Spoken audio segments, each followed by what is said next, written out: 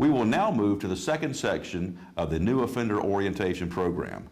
This next section explains the standard conditions or requirements of supervised release and probation. The standard conditions of supervision are listed numerically on your judgment and commitment order, or your J&C, and apply uniformly to all offenders. Typically, there are 14 standard conditions listed on the J&C. The conditions are as follows. Condition number 1, you shall not leave the Northern District of Florida without the permission of the court or the probation officer. You may not leave the Northern District of Florida without specific permission from the probation officer. Any travel outside the district requires advance permission. Exceptions may be made for emergencies such as serious family illness or death. A map of the Northern District of Florida can be located in the offender information sheet provided to you. Unless otherwise instructed by your probation officer, you may travel within the counties in the shaded portion of the map without special permission. However, overnight travel should be reported to your probation officer. All other travel requests within the continental United States should be made at least 1 week in advance. There are travel restrictions in certain areas of the United States. Therefore, it is suggested that any travel should be discussed well in advance with your probation officer. Remember, travel may be denied at the discretion of your probation officer. All international travel must be approved by the court or by the U.S. Parole Commission. Approval from the country to which you wish to travel may also be required. The request must be submitted at least 6 weeks in advance. Please note, you will generally not be allowed to travel outside of the district during the first 60 days of supervision. However, special circumstances, such as employment travel needs, should be discussed with your officer. Should travel be approved, you are required to contact your probation officer or the probation office within 24 hours of your return. Condition number 2, you shall report to the probation officer as directed by the court or probation officer and shall submit a truthful and complete report within the first 5 days of each month. You must report to your probation officer as directed. You must keep appointments with your probation officer, and you must make yourself available for meetings with your probation officer. You will be provided a supply of monthly supervision reports, MSRs. These reports may be submitted in person at the probation office or mailed at the discretion of your officer. This report must be submitted on or between the 1st and the 5th of each month. Failure to do so may result in the requirement to personally hand-deliver the report to your officer each month. Multiple instances of noncompliance may result in court action. The report must be fully completed and all information must be accurate and truthful. Do not leave any sections of the report blank. Place none or NA when appropriate. You must sign the report acknowledging that the information is complete, correct, and truthful. Your probation officer will closely review these reports. You must attach your statement of earnings / pay stubs to the report each month along with any additional documentation that the report or the probation officer asks for, such as copies of tickets, summons, or other court documents. Placing information in the report does not release you from your responsibility of reporting information verbally, such as an arrest or change in residence or employment, as required. A sample monthly supervision report is included in this packet for your review. Your officer may enroll you in the electronic reporting system. This system allows you to electronically submit your monthly report to your officer via email. Your officer will advise you if you meet the criteria to participate in the program. Warning: providing false information on the monthly supervision report could result in revocation of your supervision and the possibility of an indictment for false statements, which could lead to new conviction. Condition number 3, you shall answer truthfully all inquiries by the probation officer and follow the instructions of the probation officer. The probation officer is responsible for maintaining a thorough knowledge of your current status and situation. You are required to answer all questions truthfully. The probation officer will verify the information you provide through outside sources. It is important to understand that this is a broad and comprehensive condition. Your probation officer may instruct you on a variety of issues. These instructions are for your welfare and are related to the compliance with your conditions. Condition number 4, you shall support your dependents and meet other family responsibilities. You are responsible for supporting all of your dependents. If you have been ordered to pay child support, your probation officer will require you to provide verification each month that you made the payment. Attach a copy of your child support payment to the monthly supervision report. If you're having difficulty with maintaining your child support obligations, notify your probation officer immediately. Condition number 5, you shall work regularly at a lawful occupation unless excused by your probation officer for schooling, training, or other acceptable reasons. A lawful occupation should include payment by check, deductions for federal and state taxes, and deductions for Social Security taxes if appropriate. Be advised that if you are self-employed, you are required to file quarterly statement of earnings and submit payments to the Internal Revenue Service. The probation officer may periodically contact you at your place of employment in order to verify employment.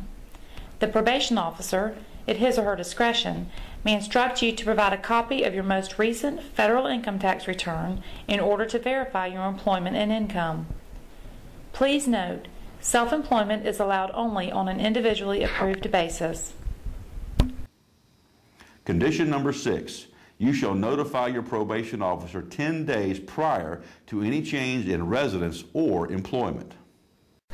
The probation officer may verify the reason for termination of employment. Any job changes should be discussed with your probation officer prior to making the change. You should not quit your job unless you have been offered another job. Condition number 7, the defendant shall refrain from excessive use of alcohol and shall not purchase, possess, use, distribute, or administer any narcotic or other controlled substance or other paraphernalia related to any such substances except as prescribed by a physician. The probation officer may instruct you to submit to your analysis testing and/or breathalyzer testing at any time. Please note, it is mandatory revocation for failing to comply with drug testing as directed by your officer. No narcotic substances or paraphernalia, unless prescribed by a physician, should be taken or possessed by any person under supervision. The use of non-prescribed medication which results in a positive urinalysis will result in notification to the court or the parole commission for further action.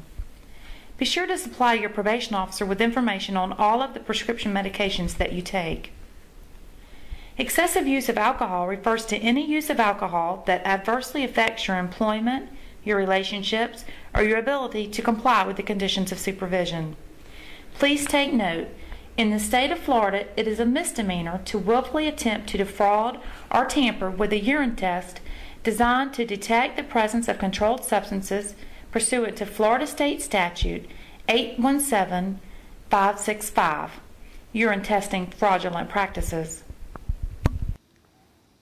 Condition number 8, you shall not frequent places where controlled substances are illegally sold, distributed, or administered. Stay away from places and situations where illegal activity is occurring. This means that you should use good judgment and common sense about the places you frequent. Simply being in the presence of an individual possessing or using a controlled substance is a violation of this condition. Condition number 9, you shall not associate with any persons engaged in criminal activity and shall not associate with any person convicted of a felony unless granted permission to do so by the probation officer. Association is defined as any planned, prolonged, or repeated personal, telephonic, or written contact with a person having a felony record or engaging in criminal activity. Incidental contact is not considered association. In the event you have contact with a person having a felony record, you'll have to report this on your monthly supervision report. If you are sought out or specifically approached by a known felon, immediately contact your probation officer. Incidental contact on a job site is not considered criminal association. Association with any convicted family member must also be approved by the probation officer. Your officer has the discretion to grant permission for you to have contact with convicted felons on a case-by-case basis. Condition number 10, you shall permit the probation officer to contact you at any time at home or elsewhere and shall permit confiscation of any contraband observed in plain view by the probation officer. The probation officer will make unannounced contacts at your home, place of employment, your treatment provider, or elsewhere on a periodic basis. These contacts can take place at any time and may occur on weekends, evenings, or holidays. Failure to cooperate is a violation of your supervision. Contraband includes controlled substances, weapons, stolen items, or other illegal material.